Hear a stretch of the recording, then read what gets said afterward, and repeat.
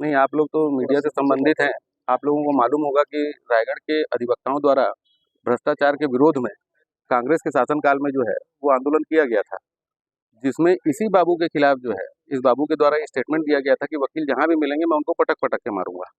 ये बाबू एक्चुअली जो है वो एसडीएम साहब के यहाँ का अभी पदस्थ हुआ है और इसके पहले ये अन्य विभाग में रहा। तो आज क्या हुआ कि इसकी पत्नी ने इसके खिलाफ जो है मुकदमा पेश कर रखा है कि ये उनका भरण पोषण नहीं करता, उनके बच्चों का भरण पोषण नहीं करता और इसने दूसरा विवाह कर लिया है। आज गोविंद प्रधान के द्वारा कोर्ट के अंदर ये कहा गया कि मैं दूसरा विवाह कर लिया हूँ और ये अपनी पहली पत्नी को प्रस्ताव दिया गया कि भाई आप दोनों मेरे साथ रहिए।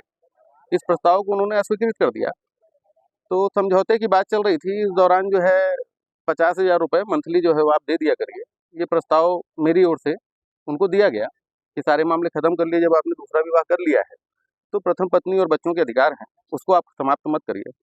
तो वहीं से वो जो है वो कहने लगा कि 25,000 रुपये तेरे को खाना है क्या, और ऐसा करके गाली गलौज करने लगा और उसके कार्य से न्यायालय का कार्य बाधित हो गया पूरी तरीके से। न्यायालय कक्ष में इस तरीके से बर्ताव कभी नहीं होता, लेकिन कांग्रेस के शासनकाल में जो इसको बढ़ावा मिला था, इससे उस बढ़ावे के सामने ये किसी को कुछ नहीं समझता।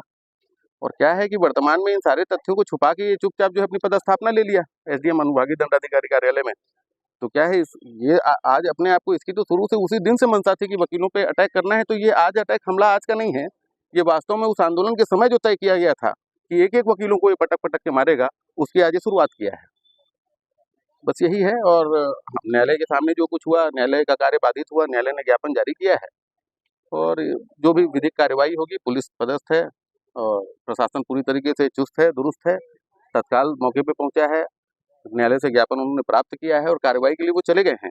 और गोविंद प्रधान को भी, जिसके द्वारा न्यायालय के भीतर अपराध करने का प्रयास किया गया, वो कम बड़ा दुस्साहसी नहीं है। सर, आपके द्वारा थाने में कोई किसी प्रकार की शिकायत नहीं, अभी मैं न्यायालय से ही बाहर निकला हूँ और जो भी उनको न्यायोचित कार्रवाई करने के लिए मेरी जैसी भी आवश्यकता होगी, मैं बिल्कुल पुलिस का पूरा सहयोग करने को तैयार हूँ। बस एक चीज़ है कि मेरा माननीय कलेक्टर महोदय से निवेदन था कि ये न्यायालय में स्वीकार कर रहा है कि इसने 2 शादी की है, तो ऐसा व्यक्ति विभागीय का पद पे रहने के लिए शासकीय नियमावली के अनुसार जो 2 विवाह किया है वो शासकीय पद पे नहीं रह सकता है। और अनुभागीय दंडाधिकारी न्यायालय में पद में बाबू के रूप में पदस्थ रहने के बावजूद खुलेआम न्यायालय में इस बात को स्वीकार करना और खुलेआम इस तरीके का अपराध करना, ऐसे व्यक्ति को जो है किसी भी जिम्मेदारी के पद पे रखना बहुत ज़्यादा खतरनाक है। आपके ऊपर कुछ कॉलर वाला नहीं, हमला करने का प्रयास किया गया था, मेरे जूनियर्स वहीं थे और उन लोगों ने रोक लिया। हमला हो नहीं पाया पूरी तरीके से, लेकिन न्यायालय का कार्य पूरी तरीके से बाधित कर दिया इसने।